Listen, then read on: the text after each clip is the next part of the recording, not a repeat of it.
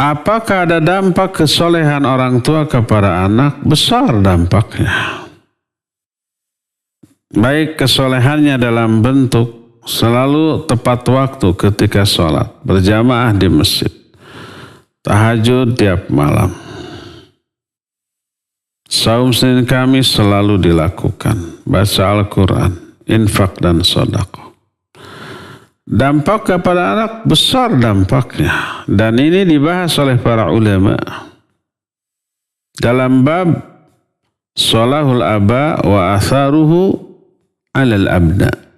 Kesolehan orang tua dan dampaknya kepada anaknya. Quran menerangkan, hadis menjelaskan, dan para ulama pun melakukannya. Di antaranya umpamanya ketika Nabi Musa dengan Nabi Khidir melakukan beberapa aktivitas. Salah satunya umpamanya ketika ada sebuah desa mereka lewati, minta jamuan tidak dikasih, ada dinding rumah yang mau roboh, kemudian diperbaiki gratis, tidak minta bayaran. Nabi Musa bertanya, kata Nabi Khidir, ini punya 2 anak yatim. Wa kana abuhuma sholihah, dan ayah kedua anak yatim ini soleh. Yang soleh ayahnya, dan tapi dampaknya kepada anaknya yang yatim ini ada. Lalu ada simpanan harta yang tersembunyi di sana untuk kedua anak yatim tersebut. Juga dalam Al-Quran Allah menyatakan dalam surah Tur ya, walladzina amanu wattaba'athum dzurriyyatuhum biiman alhaqna bihim dzurriyyatahum.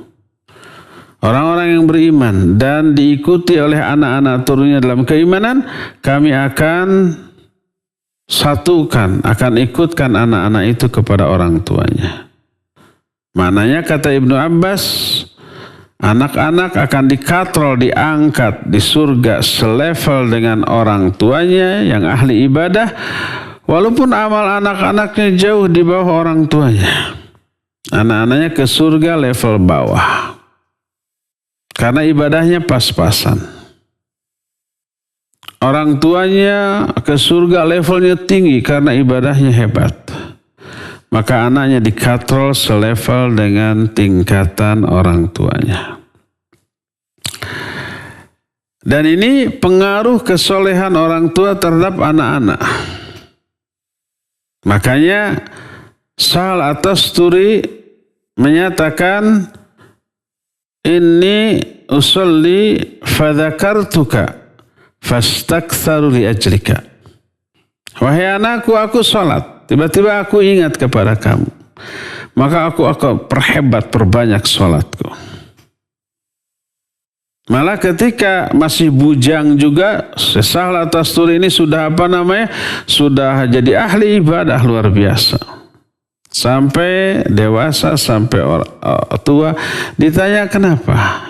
Dia menjawab, aku ingin menjaga calon-calon anak dalam tulang sulbiku untuk selalu mendekat kepada Allah.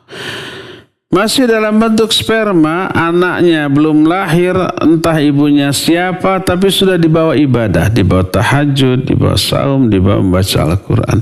Sampai kelak Allah mengeluarkan dari tulang sulbiku menjadi seorang anak.